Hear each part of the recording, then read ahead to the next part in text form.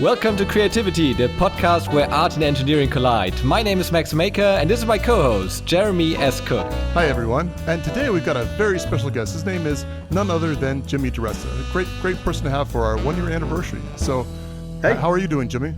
I'm doing good. I am in New York. And Max, where are you? Which part of Germany are you in? North of Germany, Hamburg. Wow. And then Jeremy, where are you? I'm in Florida, in the Tampa area. So the part, the part with sun and such, I guess. Now, you said, Jimmy, it's raining there in New York right now. It's pretty nasty from what I understand. It's been raining. It rains part of every single day for the last probably 2 weeks, is what it seems. It seems like it rained the entire summer. It's just really disheartening. Oh. We had one of the best summers ever. We had like 2 months probably of 25 degrees every day, no rain. It was so good. And I timed it really well to first work outside where it was nice, and then it was starting to rain. I could, when it was too hot, I could work in my basement, which is my new workshop, which is nice and cold. So it couldn't have been any better. Oh, it's been horrible here. And then we're about to do the blacksmith class, and so we're all here trying to sort out the mud.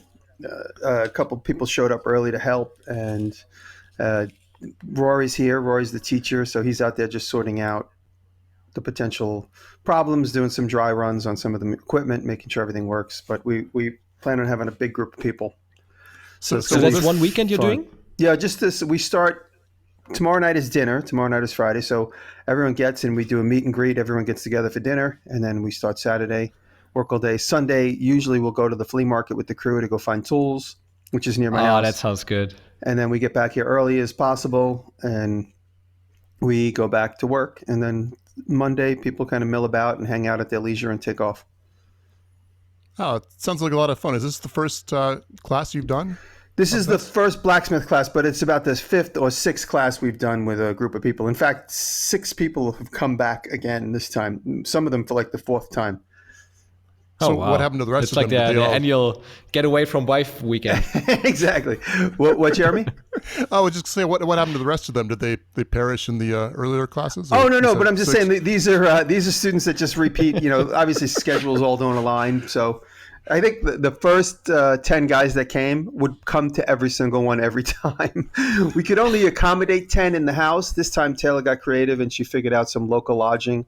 So we have 5 people staying outside of the house and 10 people staying in the house. They're just we have a bed and breakfast down the street that we work with and another one a couple of miles away. So we're going to have people coming and going from different locations all to converge for the class. And like I said, out of the 15 that we're going to expect this weekend, we have 6 people that have been to prior classes before. One of them that's been to every single one of them.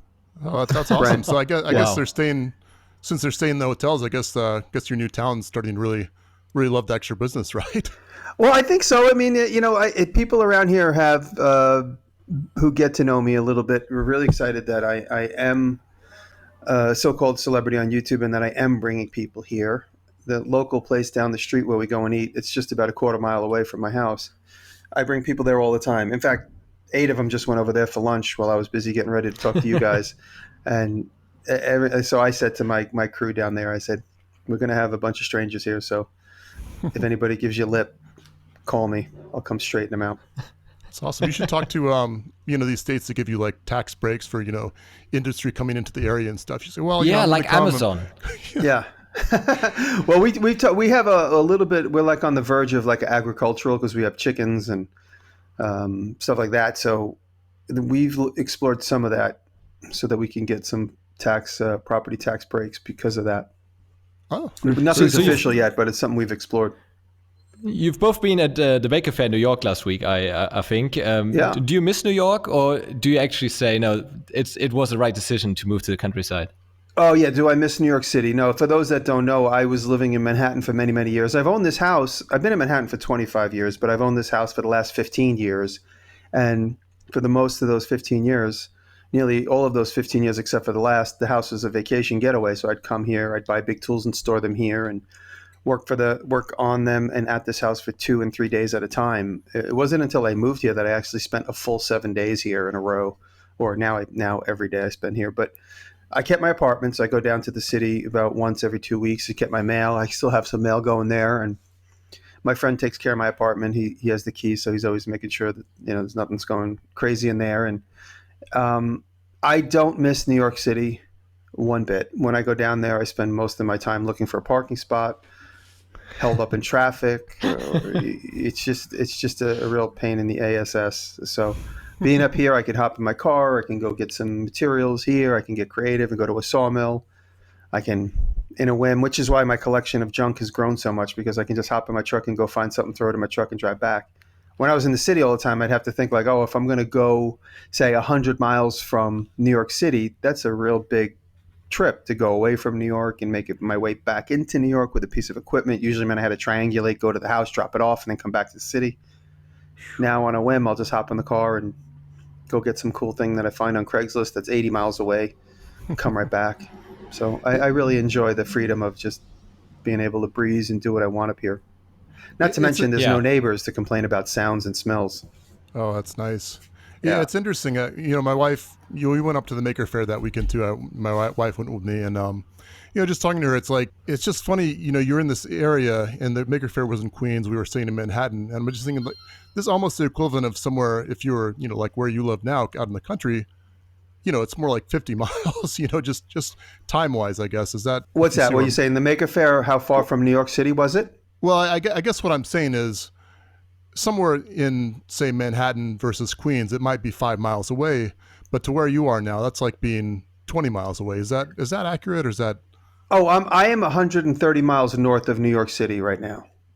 From my old apartment to the Maker Faire was 6 miles. I happened to notice it because I took the subway to the Maker Faire. I camped out in my apartment, and I parked my car on my old street. But yeah, so the Maker Faire to my apartment was 6 miles, and the Maker Faire, my apartment to where I am now is 135 miles. Okay, so interesting. So I'm way up north. I'm definitely way up north. Okay, very cool. Well, actually, the topic this week, we thought we'd do a boating special, since all of us come from somewhat maritime cities. I guess you could call New York a maritime city, right?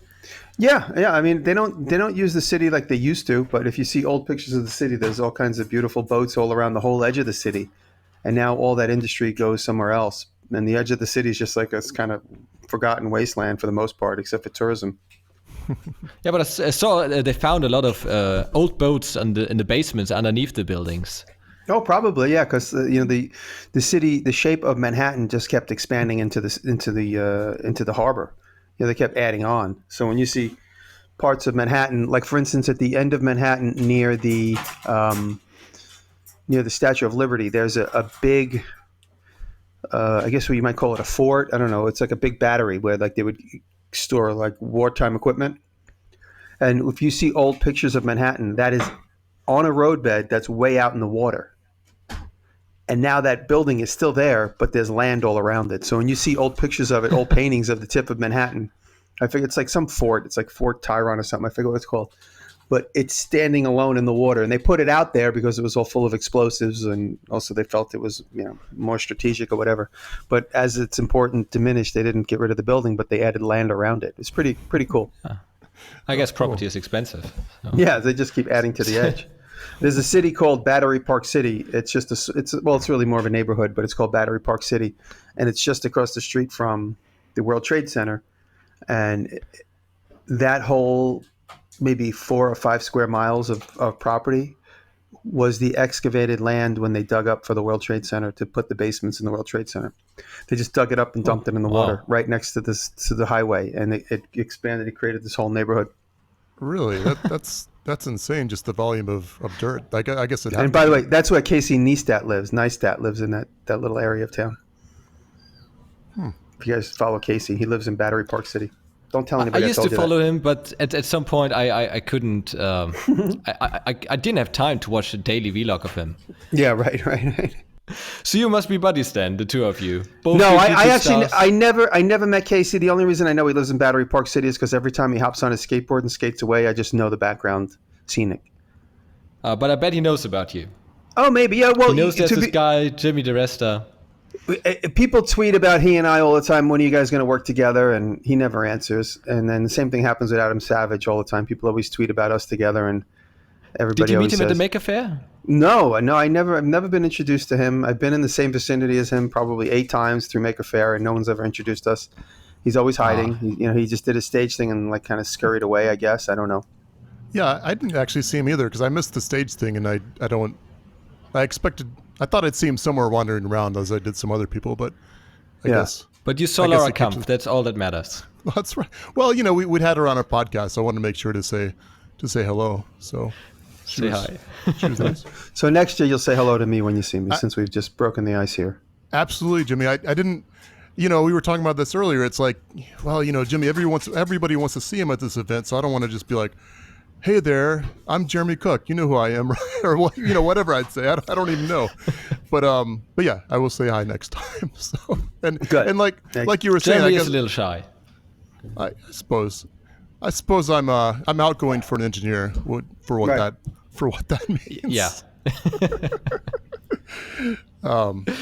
So Jimmy, we know you're a very busy person and you don't have a lot of time to spend free time.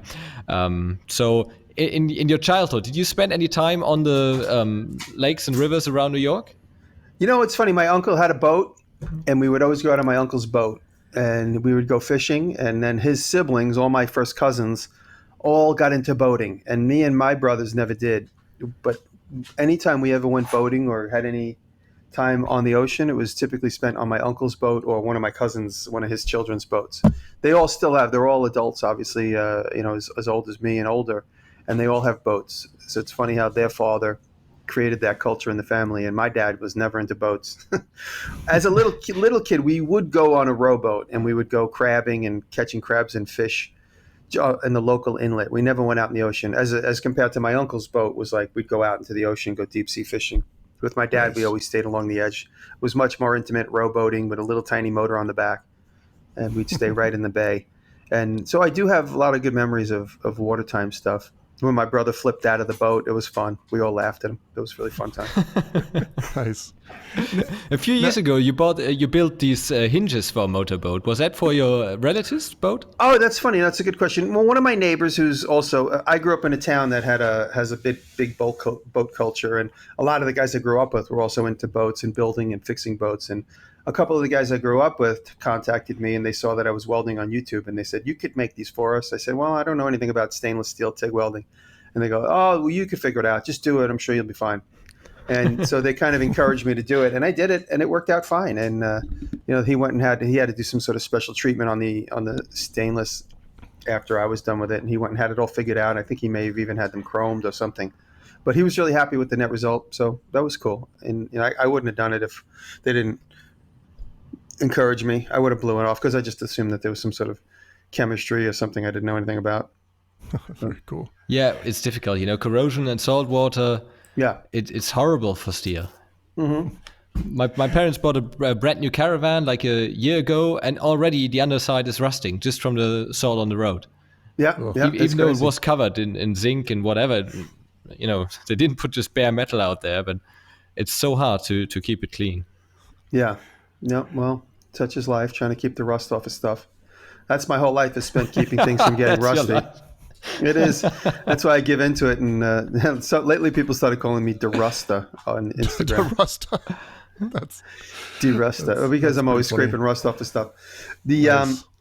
Up here, the weather is hot then cold and hot then cold, and my shops aren't properly temperature controlled. So in the evening, everything gets cold, and in the morning, it gets a little humid, and then all of a sudden, all the heavy steel sweats. And if everything's not completely always covered with oil, everything gets sweaty. And I'll forget, the WD-40 and some of the other oils I put on them evaporate over time. And if I forget, I'll come into my lathe, we'll have orange ways. It really drives me crazy. So, have you ever thought about trying to make sure? Have you ever thought about? Oh, sorry. Go ahead. Have you ever thought about just going with the Diresta thing? Maybe coming out with a product or something for. I got a couple up with rust, Evaporust. That stuff is great. If you guys ever use Evaporust, it tastes great too. It's amazing. Really? Well, I thought you were the vinegar guy. No, I was, because it was working, but now since I've found Evaporust, I'm an Evaporust guy. Yeah, I didn't drink it. I'm just kidding. But it is all natural. Apparently, it's completely non-toxic. And I've learned that from Eric at Hand Tool Rescue. It's completely non-toxic. You could drink it and not get injured. I don't encourage you to, but that's what they claim. There's a new challenge for the Instagram kids. The Evaporust challenge. Yeah. So Yep. Saltwater boats, rust. What does it all mean?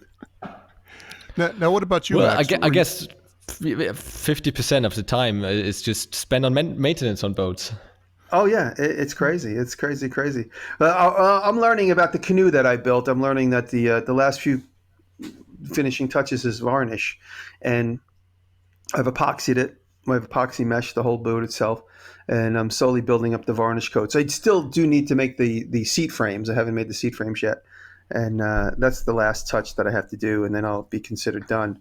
But varnish is definitely something you could reapply over time as far as maintenance goes. So how long has this project been going on, just this canoe build? I started building the Strongback in June. So June, July, August, September, October. So we're looking at close to 5 months from start to finish. Okay. Well, that's not too bad. Yeah, and that's But also then you're honestly professional. working. I could have done it a lot faster had I spent much more time on it. But it was originally supposed to be done September, middle of September, like around September 15th. That's when I was supposed to be done. But they moved the opening of the store, so I kind of put the brakes on it a little bit and started focusing on other projects that were more apparent. And then I went back to it. So now the new due date is November 17th. So it got pushed up a month. Nice. And I'm what very was the close. inspiration to start from all these ideas that you have? Why this and why write this right now? Well, it's pretty simple. I got the canoe kit. Many people know my history. I'll go back just a little bit. 10 years ago, this fall, 10 years ago, Nick Offerman and I became friends through my brother. And we just became buddies with woodworking backgrounds in common. And Obviously, Nick it's a good wanted match. Nick wanted to build a canoe, and he came to meet me in New York while he was going to be spending about 6 months in New York. He came to meet me, and he said, "Hey, I want to build a canoe, and I thought I might rent space from you." He knew me because him and my brother worked together on a TV show, and he knew me vaguely from some of the TV stuff that I had done. Nick wasn't yet the celebrity he is today. He was still yet to be Ron Swanson, and so he wasn't like. Well, I walk down the street with him now. Everyone meets. It's like walking down the street with Elvis Presley. But at the time, he was a little less popular, and so he was going to build this canoe, and he contacted the company and said, "Do you have a DVD or like kind of a visual guide to go by?" And they said, "No, just the book." And he said, "Well, I'm about to build this canoe," and he said, and he had just met me personally, but he knew my background because of my brother, and he goes, "Let me ask my buddy Jimmy. Maybe he'll be interested in doing the videography for it." And so he called me back after that conversation and said, "Hey, these guys might be interested in you filming the canoe project. Would you want to do it?" And I was like, "All right, let's do it." And that was our bonding experience. We went up together, picked up 2 canoe kits, came back to the city. And over the course of the next 6 months, from September 2008 until the spring of 2009, we built this. Nick built the canoe, and I filmed 25 hours of him building it. And Oh, wow. and out of the 25 hours, I got it down to 3 hours and about 5 or 6 chapters. It's on a DVD. You could still buy it on Amazon. And so part of that deal was Nick got to keep one of the canoes and I got to keep one. And the one that Nick made me is hanging in my dining room right now. I never did use it, but it's here in the house. It's a beautiful piece hanging from the ceiling. And so at that point, I always promised Bear Mountain Boats that I would build my own because Nick built that. I really didn't build it. And now that I got popular on YouTube, they contacted me and said, "Hey, anytime you want to build a boat, let me know." I was like, they said, "We're sending like 5 kits to a guy in Long Island. We'll just put your kit in with his." And so when I went to pick up my kit from the person, it happened to be Trent Pressler, who was just getting popular on Instagram. If you guys know Trent, check out Trent Pressler's channel. Is he building this insane canoe? With the bronze nose. Oh, yeah. Yeah, that's Trent. With so the my little leather kit went tie. to Yeah. My kit went to Trent's house, and I went out there, and he and I became friends. We're still friendly, and he's been offering me some really great advice behind the scenes. And Trent's built a lot of canoes, and so I got the kit, and I sat on it for nearly 2 years, waiting for a sponsor to maybe pay me to build it. And I asked everybody, and everyone's like, I don't know. And so I knew I wanted to build it. I was going to build it anyway without a sponsor. I've exhausted all my efforts, and also, it was a matter because I moved in the middle of those 2 years and I got reset up. And so it was kind of a perfect timing when I got contacted by Filson, which is a clothing brand in America, started in Seattle. And it's like rustic camping clothes, little kind of higher end stuff, higher quality. And I've been doing a little bit of stuff for them because one of their stores is right near my apartment in New York. So I became friendly with the guys that work there because I was always buying their clothes. And then as I got popular on YouTube, they're like, hey, why don't you do a demo in the store? So I did that. And then I did a couple of demos in the store. And then I became a little bit more talked about among the employees at Filson. And then they're opening a new version of the store. So they're going to have the downtown store near me. And then they're opening up one uptown, which they're calling the flagship New York store because it's much bigger and right in the heart of Union Square. And they said, would you do some build for our Union Square opening? Would you build maybe a canoe paddle or something? I was like, well, I can build a canoe if you want. Do a whole canoe, really? Yeah. I said, I'll build the whole canoe and we'll bring it and present it that weekend. Because at the time we were talking in like May or June. And so I said, I think I have issues. We have enough time to build it by the fall. I was like, I think so.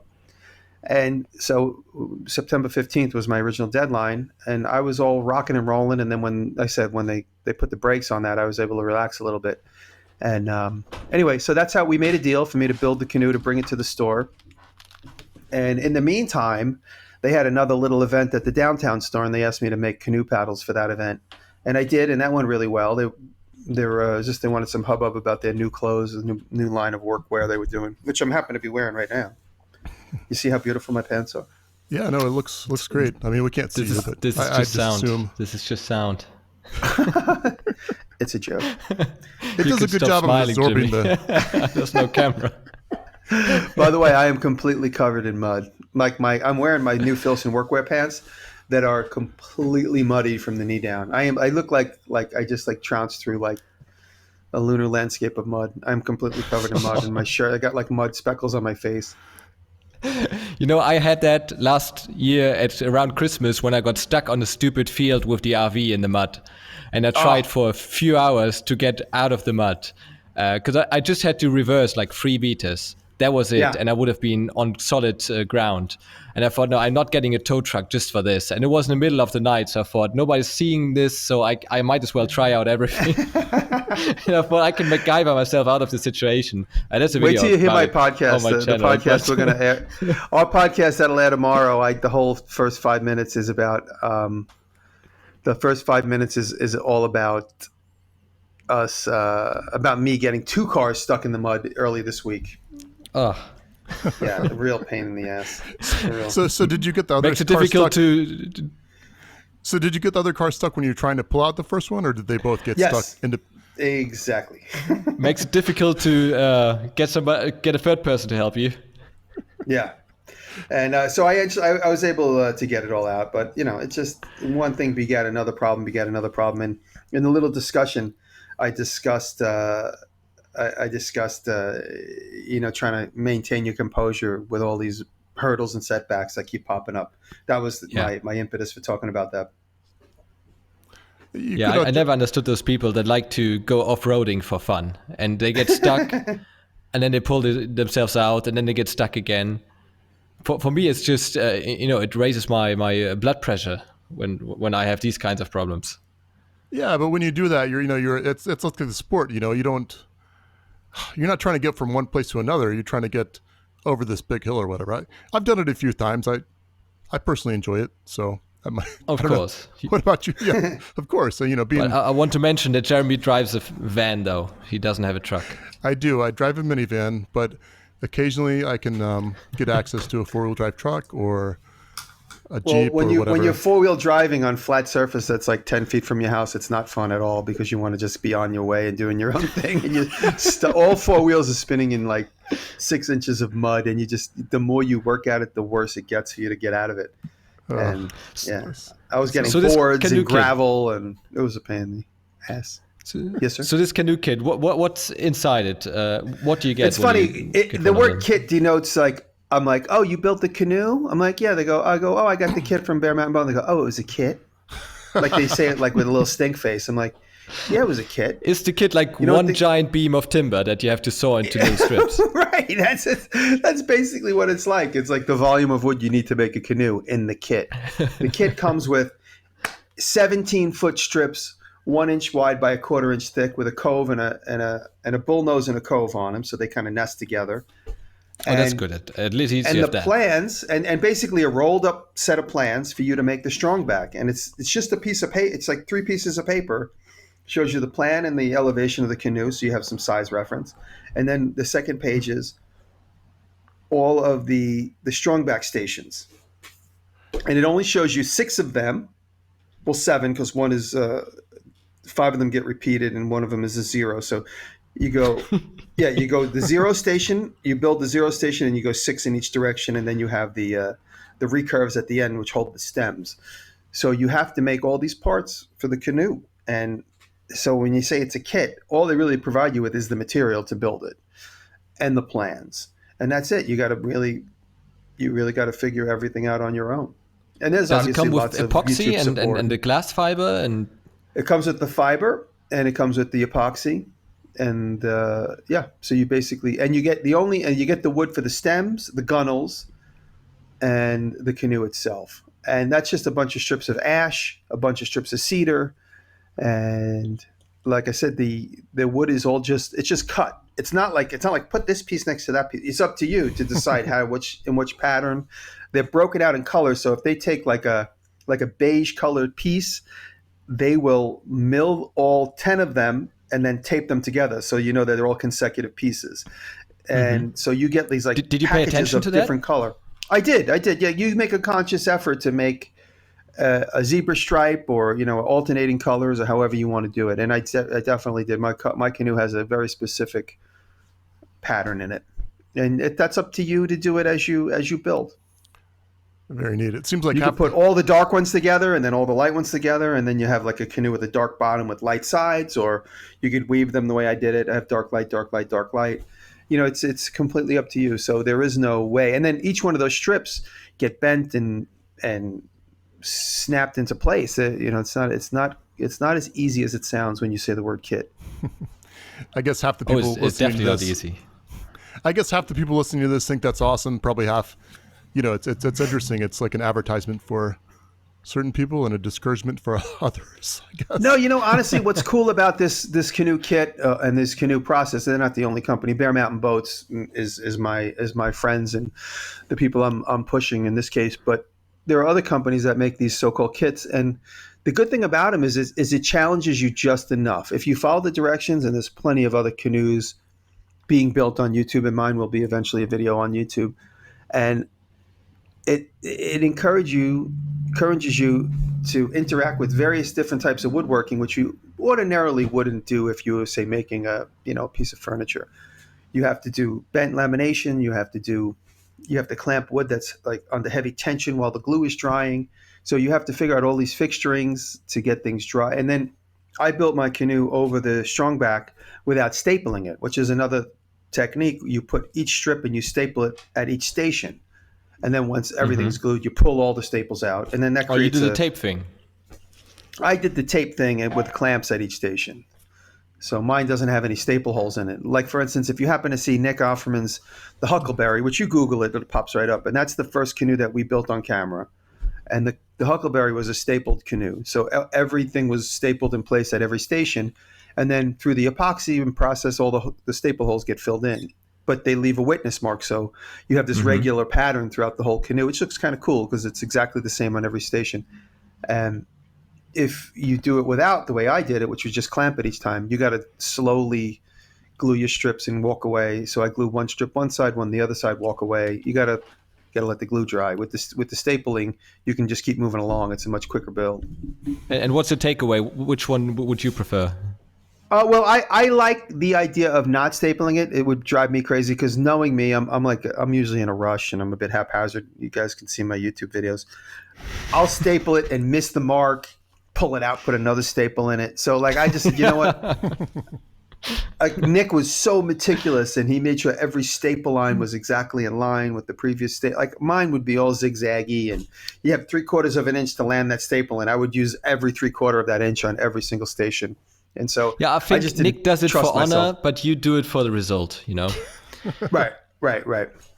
And that brings us to a question that Jeremy and I discussed off the record, not off the record, off the recording, which is lots of people put so much effort into these canoe builds and then they get beat up on the lake anyway. because you drive onto rocks and you're on the sandy beach and you get scratches. Yep. And where's the trade-off between making something nice and then actually using it? I with a canoe, I think you just do your best to make it look good looking, and you go out there knowing it's going to get beat up. Like Nick's Huckleberry has been fairly scratched up. I've seen it in person, and that's when you take it back in the shop, you flip it over, you palm sand it, you give it a few new coats of varnish, and you just go out there knowing it's going to get used. And I was a little uptight when I first put it together because there was a couple of mistakes and things you'll never see. Like now that it's so far behind me, when it was the only, like when I had it all glued together and I had a big piece of wood to fill back in, or I was trying to keep where everything meets across the whole entire center line, it was a little mismatched, and I was splicing pieces of wood together to make one thing longer than the other. Now that that's all behind me and it's completely epoxied, you can't see any of those mistakes that I was struggling with.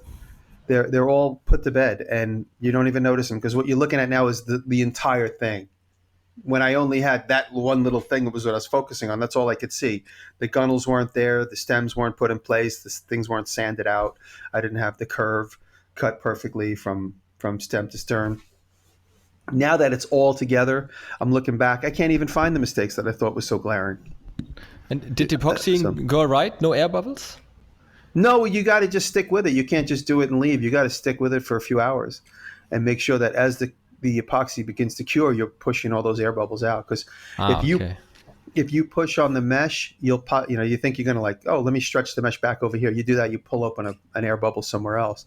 So you really got to be conscious, just constantly walking in circles around it. And with that squeegee pushing everything down. And as it begins to get sticky, it's like honey, which is completely sticky to begin with, but honey that will eventually become cured hard. And you got to kind of stick around while it starts to cure and make sure that it's all pushed down.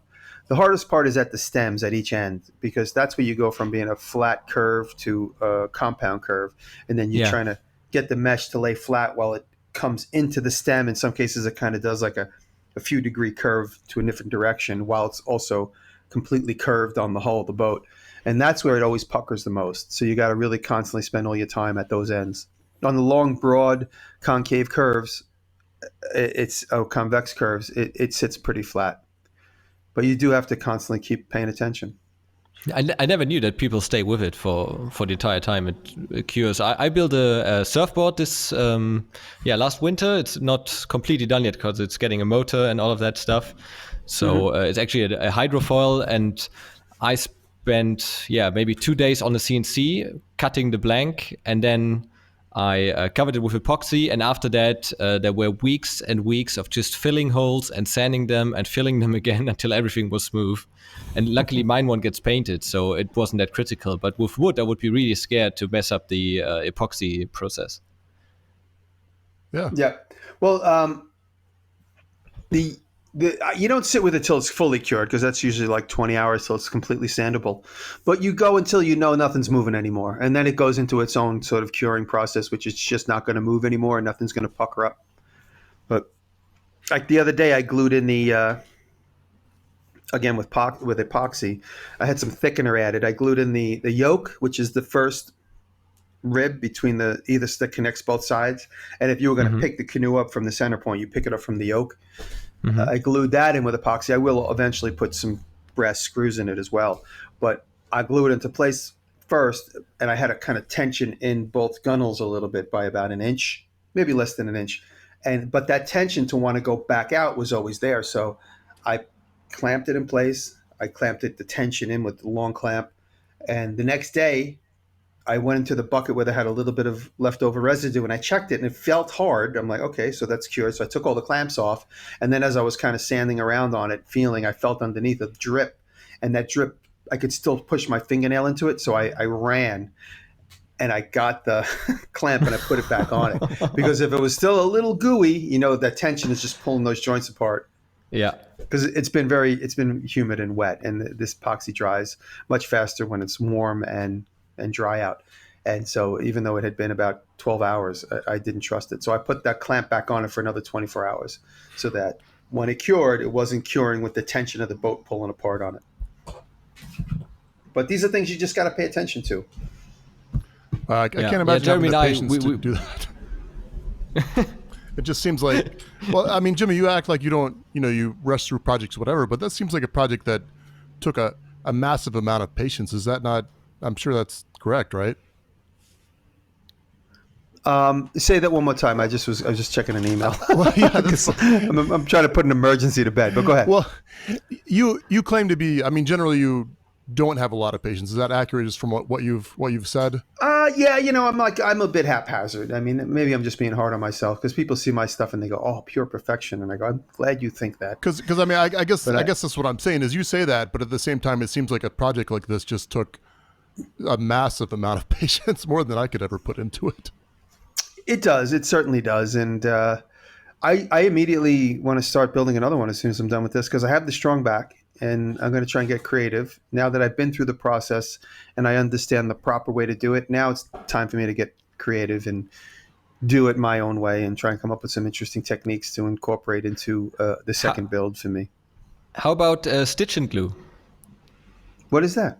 Stitch and glue, you don't know. It's you have pieces of plywood, 4mm thick plywood, and those pieces you can fold them together a little bit like origami to form a hull, and you stitch them together at the seams like you stitch fabric, and then you glue those joints where they touch each other. You glue them with super glue, and then you can remove the stitches, and then you end up with a hull made out of plywood that has some curves to it because it's stitched together like fabric, and that builds curves, and then everything gets epoxied as well. So at the end you have the same strength, but you don't need to have the strips. You just have pieces of plywood, really big pieces. I think for a kayak or a canoe you maybe need 4 pieces in total. Wow. I gotta get experimental. I'm surprised you don't know about it. I've been looking at some boat techniques, like building like the hulls of some bigger sailboats, and you see how they take plywood and they put them across all the ribs, and then they put another layer of plywood across those ribs in the opposite direction, all epoxied in, sometimes airbagged in, and then they put a fine layer of like a thin strip of like clean wood, and then that gets another coat of epoxy, and then it gets painted white. So it looks like a fiberglass boat, but in fact the whole thing is like laminated thin sheets of plywood put Laminated together. wood. And someday it will rot really badly. You get like a little. It's like that would be kind of like for instance, like the way a tooth would decay. Once the enamel gets a little chink in it, then internally it starts to go. You might as well start bailing. That's one way to describe it. Stitching glue is a little bit like welding. Yeah. You got to send me a video on that. I want to see how that works. Yeah, there are kits for that. I send you a link. Yeah, please. Yeah, my experience has always been fiberglass with boats. Just, I don't know. It seems easier to me. I guess it's, I don't know. I guess I don't have the patience for, of Jimmy or even you sometimes, Mac. Just, sometimes I just want to make a working prototype and just see that I can and then shove it off to the side, because I'm tired of it at that point. Well, what happens with me is like a lot of times, and I'm also like I'm always juggling 15 things, which is sort of a personal problem I have to deal with. But a lot of times I'll get into something and I'll be like, you know what, this is enough. This is enough to show the idea, the concept, or this is enough. Like for instance, I made the candy bars the other day, and everyone's picking on me. There's a video I just put out. Everyone's picking on me that I didn't temper the chocolate. And I'm like, you know what? I'm just showing people how to be creative. Temper the chocolate. What is that? I don't even know what that means, but I asked a chef friend of mine. They're like, oh, yeah, that's when you bring the heat up to this level, and then you bring it back down, and you bring it back up, and you bring it back down, and it prevents the chocolate from blooming, and it makes it more castable. I'm like, whatever. I just... Well, there you go. Whatever. So when it comes to the boat, I did take some shortcuts, but not really very many, because I wanted to go through the process the way it's meant to be, and when I'm done with it, I'm going to look back and say, okay, now I have my own versions of these ideas, and I have my own thoughts on how to do some of this. And I want to attack my second canoe with a little bit more creative input, from me.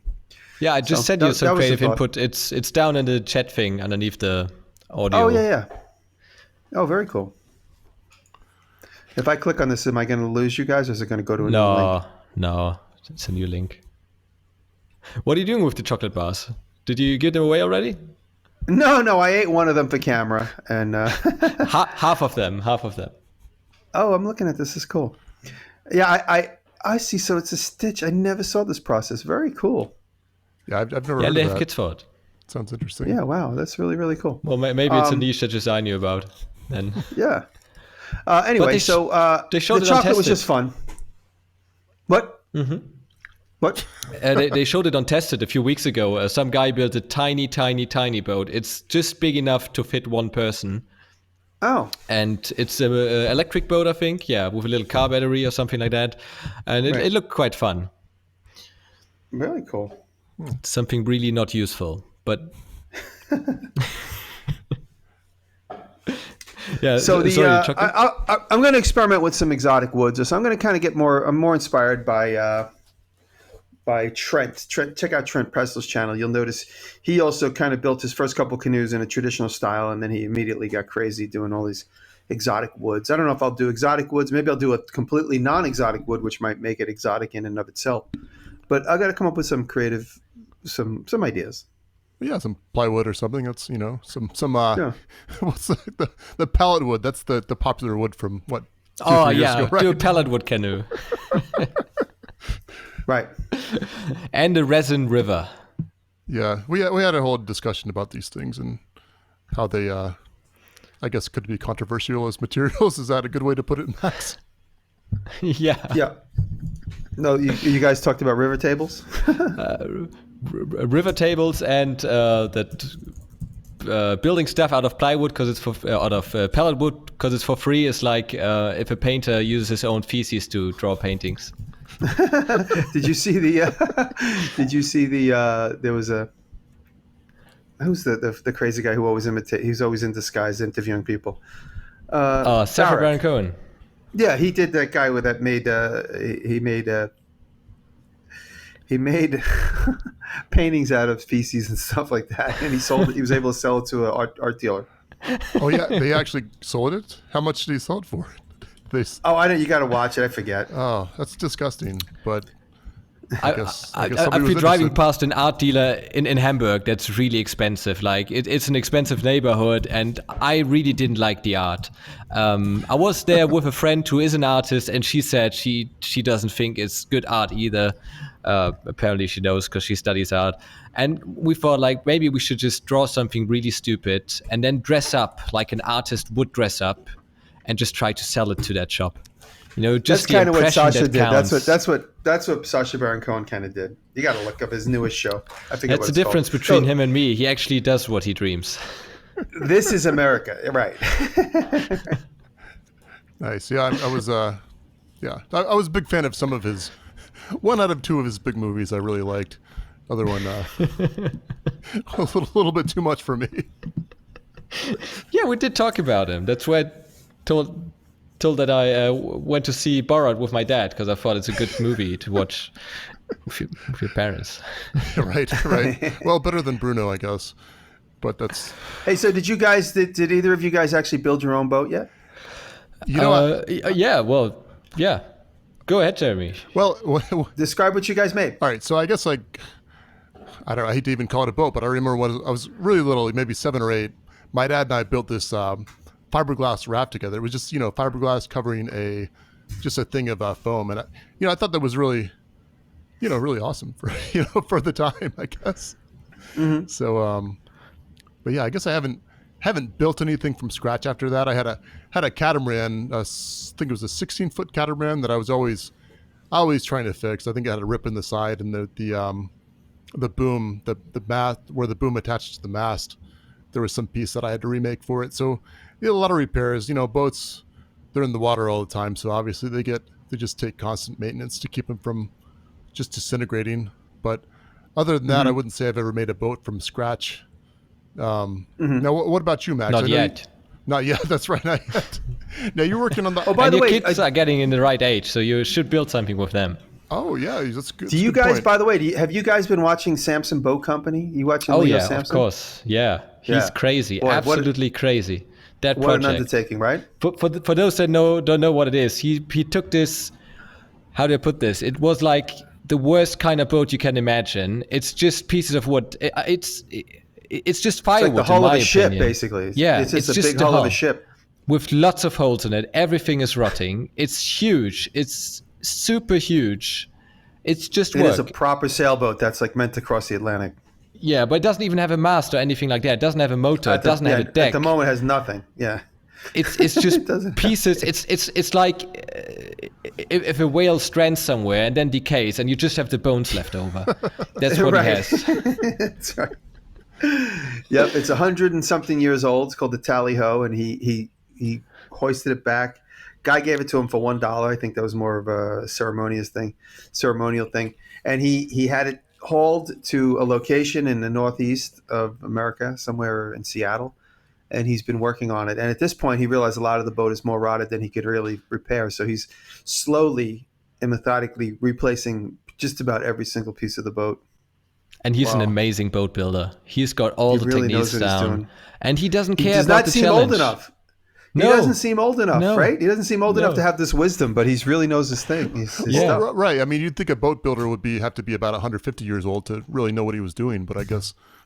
No, I mean, he doesn't seem like he's 30, this kid. I mean, where do you even pick up this knowledge? It doesn't seem like something that's really done that much. He anymore. definitely was an builder. apprentice. He was an apprentice in a boat shop in England, and he actually goes back during the series, and he goes back to where he used to work. What I find amazing about his channel is I've been watching him for maybe a year or just half a year maybe. It seems a very short period that he popped up. He started a year ago in September because he wrote to me and he Okay. put up his first, second, third video and he said, "How do I get subscribers?" I said, "Wow, what you're doing is amazing." I said, "I'll show it to as many people as I can think of." I said, "But in the meantime, just keep doing what you're doing, and you're so genuine and you're so passionate." I said, "It's just going to start to rub off," and it is. It's definitely picking up steam. The amount of projects he did within that year just to accomplish building the boat, he got a saw, he set up the saw, he got the wood delivered, he's sorting it, he removed the old keel and built the new keel already. Oh God, yeah. All this stuff like And a Purple Heart, a $6,000 piece of Purple Heart. Wow. Yeah, and we've got And he did a sometimes scarf issues, joint. doing small projects in our shops. Yeah, he scarf jointed it together because it wasn't long enough. Crazy. Yeah, it's interesting. It's like the projects you gotta. It's always a thing to me. It's like, okay, I'm doing this project so I can do this other project that'll let me do this other project. It's just the amount of time you spend And the boat- with tool making and stuff is. Oh, for sure. The boat's got to weigh, 10 or 12,000 pounds. That's how big it is. We're not talking about a canoe you could pick up over your head with a yoke. I'm talking about a proper sailboat. It's maybe 60 feet long. I don't know how long it is. I'm a big fan of SV Seeker. Have you heard about them? Yeah, I visited him. I've been to his place. It's crazy. Oh, cool. Yeah. Yeah. And I followed him for a long, long time. And he said, oh, it's going to be done in 3 years. And that was 6 years ago. Yeah, he's crazy. He's like, he's got like a bus. He's like, the engine's going over there. And it's like, you think a guy's crazy. Like, what do you mean the engine from this is going in there? Oh, no, we got Well, it. that's a good idea, I think. Use a and then bus he does engine it. because there are lots of bus engines out there. And they're Yep. much cheaper than marine engines. Yeah. No, I'm just saying, like, you think he's nuts. Like, you think he's talking crazy talk, but he really means it and he really does it. He does it. He does it. His passion is unparalleled. It's great that he's just so, same with Leo. Like, he's like, oh, I'm going to do this. And you're like, what? What's wrong with you? And then he does it. It's great. Yeah, he's a real do-it-yourself guy. He does everything himself. If he can save a few bucks, he would spend weeks doing something just overbuying it, which I find sometimes a bit counterproductive. But then for YouTube, it's great because you learn new techniques and stuff that you wouldn't know about otherwise. Right. Yeah, I agree with that because sometimes you just think, well, I could buy this for $25. I could spend 10 hours making it. And it's like, if it's not going to be an interesting build for you or your audience, it's, you probably just need to buy it, Right. Yeah, I think money-wise, it's never really worth it building something yourself if you consider the time, if you can buy it. Yeah. Yep.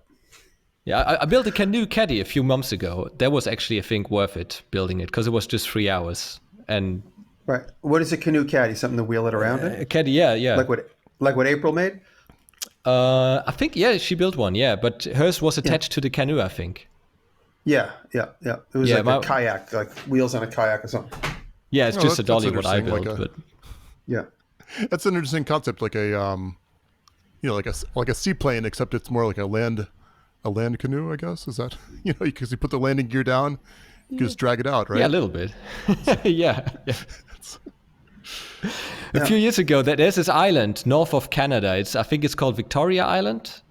Could be completely wrong about the name, but it's uninhabited and it's a little bit like Mars, and nobody ever crossed it. I think that was the challenge, and they said we want to be the first guys that cross it. So they took 2 normal canoes, they fitted giant, I think it was car wheels on either side, and then they tried to drag these canoes over the island. They wanted to pull most of it until they reached the one and only river on the island, and then follow the river a bit to the other side, so they could be the first ones to cross it. And they built these things, they flew over there, which was expensive and all of that, because there's no airport, there's nothing there.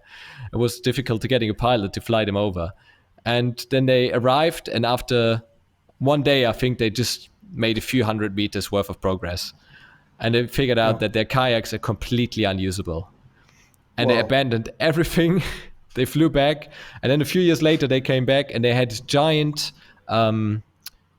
tires, just the inner tubes, like as big as a person, and they had 4 of them, and they built this little cart for that, and that was finally, had enough surface area to sit on top of the rocks, and they could pull it. Really good documentary. Cool. Yeah. Wow, send me that. I'd like to see that. Yeah, I'll send you a link.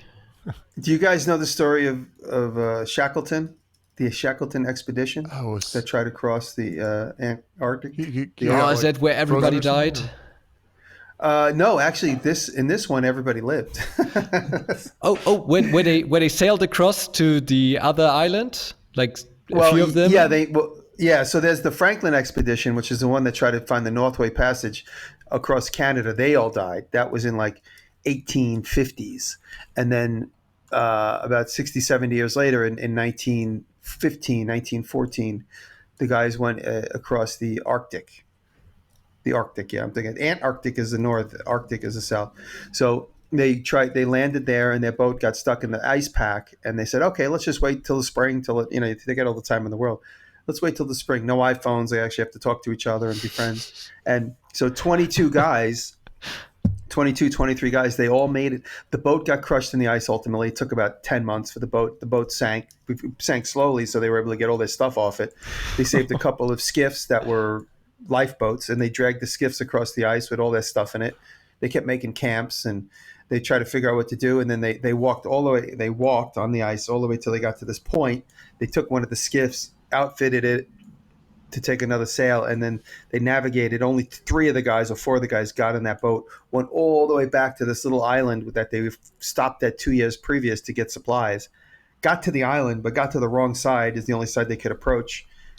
And they walked across the island to get to the other side, to where the cabin was, where they got supplies, or the outpost was where they got supplies. Knocked on the door 2 years after they got there for the first time, and they go, "Hey, remember us?"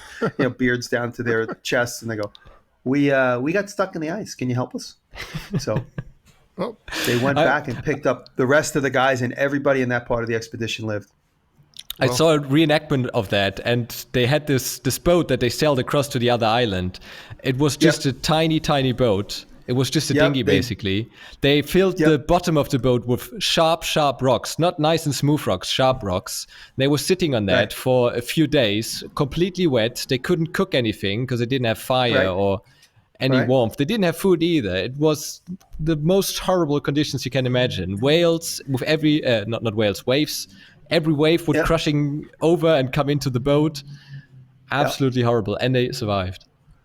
And it was cold out. That does sound And they had to go from like the tip of that little inlet, almost 800 miles in the ocean, to hit this little tiny island.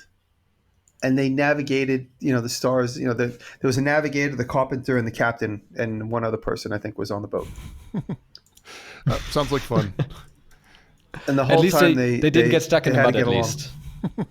They didn't get stuck in the mud, and they couldn't check their emails until they got back to land. makes I guess our problem seem kind of minuscule by comparison. Yeah. But that's the problem they put themselves in by pure will. Yeah, I know that's a good they point. wanted to do this. It's not like they just get on the internet. Not like they just got kidnapped from their homes and thrown into the Antarctic or Arctic. Yeah, no. He put the news. If you ever watched the documentary, I've watched all of them as ones I could find. He put in the newspaper, expedition, men wanted, dangerous, might not come back. That's what he put in the paper. And Lots of women signed up their husbands. Yeah. That was for the blacksmith class. That was what it. Oh yeah, but at least 6 people came back from that one, right? Yeah. Right. I guess that's a good note to end the session because, yeah, we reached the time limit. Thank you. Best of luck with your blacksmithing class tomorrow. I hope everybody Thank you. comes home with something nice. What are you building? We're doing ornamental. If you guys watch Rory May is the Dirty Smith on YouTube.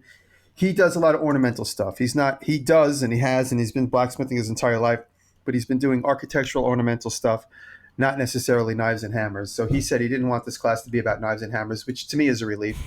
We'll have a special class about that at another time. But this is intro to blacksmithing and ornamental blacksmithing. So we'll probably make like leaves and nails and stuff like that, and just basic techniques. You've got enough hammers to give everybody of your class members one, and you still had too many.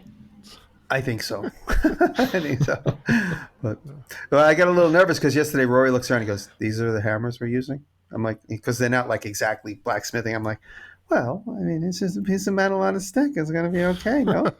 He's like, so this is the hammer we're using? Just tell him to go to Harbor Freight and get a new one for himself. So yeah, I had to dig up some more blacksmithy type hammers. Probably a voucher for that. Well, thanks for being our guest, Jimmy. Best of luck, and thank you for keep making videos. Guys, thank you very much. Good to talk with you. Thanks so much. We really appreciate it. And if you want to know more about what we're doing, follow Jeremy and I on our YouTube channels. Jeremy is Jeremy S. Cook on YouTube, and I'm just Max Maker on YouTube. We're also on Instagram and Twitter. You find us if you look for, Jeremy S. Cook and Max Maker. Thanks for watching, guys, and please subscribe to this podcast and also to our YouTube channels. And of course, also to Jimmy Diresta's channels. But I think he already got all the makers subscribed to his channel, so thanks for listening, guys. Bye-bye.